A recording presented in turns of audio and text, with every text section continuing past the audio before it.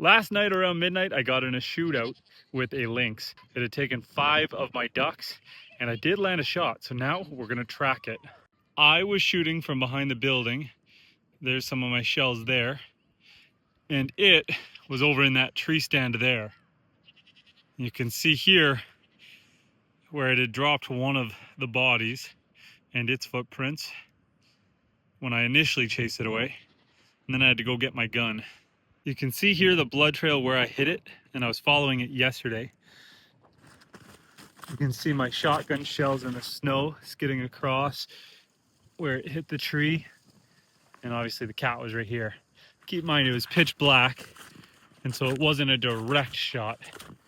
So I am gonna go on the hunt, follow this blood trail, and see if I can find it. Tried following it last night, but like I said, it was midnight, it was pitch black, and I lost it when it went into the forest. But you know, I wasn't about to go looking in pitch black in the forest for a predator. This was a big animal. So hopefully we can recover the body and I can show you what we're dealing with. It is the next day, but the blood trail does look easy to track in the snow. Actually, arguably easier. It's warmer today, so the snow's partially melting. It's making the signs pretty obvious.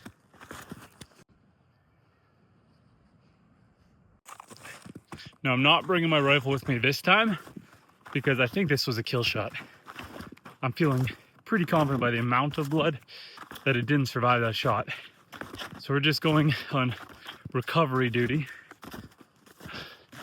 So let's see what we can find. Definitely a decent blood trail anyway.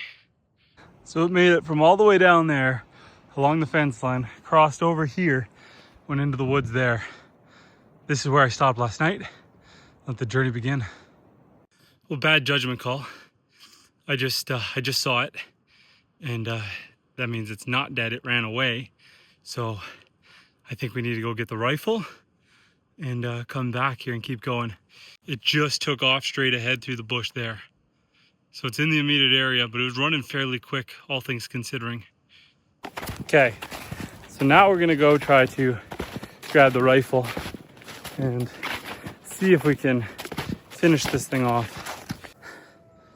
Now I know some of you are gonna say, oh, let Mother Nature, it's not the big cat's fault. Or you're gonna say, you should have protected your ducks better. This is a big cat.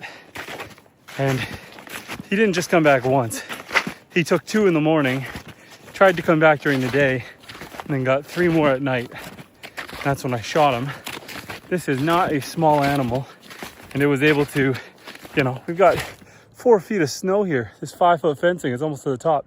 It climbed over the fencing and it tore through the chicken wire screening that's around their fenced in pen. It's a big animal, a big predator who's come back multiple times.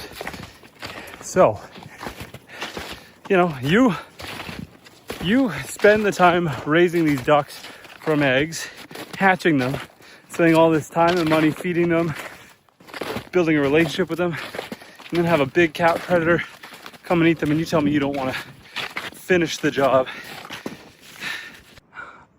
I really am shocked, based on this blood trail, that it was as agile as it was when I just saw it. It didn't limp away from me when I just saw it in the bush. It sprung away. One of the scary things about hunting big cats, they can climb trees, so you gotta keep your eyes up and down. We're on a bit of a goose chase now. We're following some trail, but at some point it intersected with some other trails and it stopped leaving a blood trail. And so we're just gonna follow these tracks and hope it leads us right to it.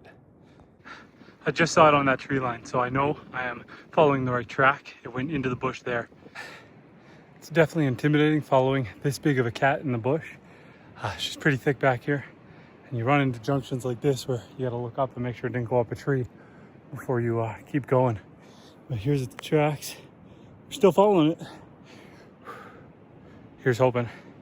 So it came down a trail and then I kind of lose track of it. Now this could be it here. This looks pretty fresh.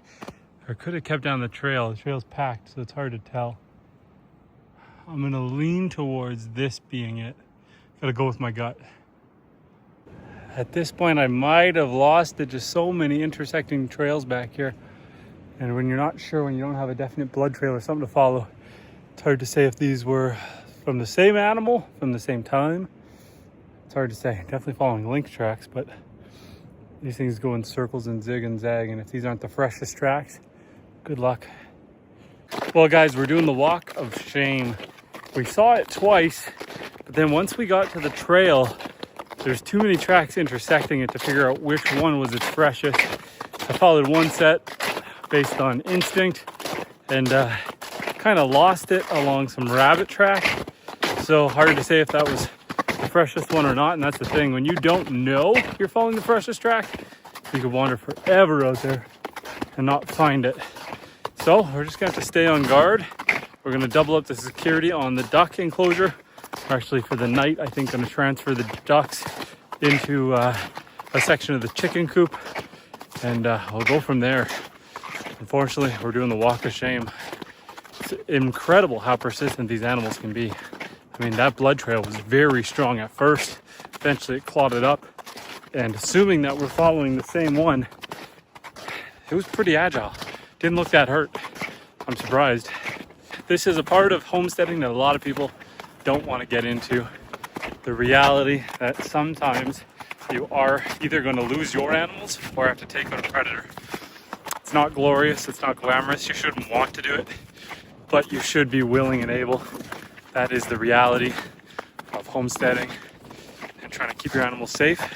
Predators are real, predators exist. It's them or your animals. Some people will make that sacrifice, I won't. So it is what it is, I guess. Well guys, that's it for today on White Pines Homestead. You know, we weren't successful, but just like the white pine, remember to stand tall. Just because it wasn't a success doesn't mean we need to be upset about it. Take care, till next time.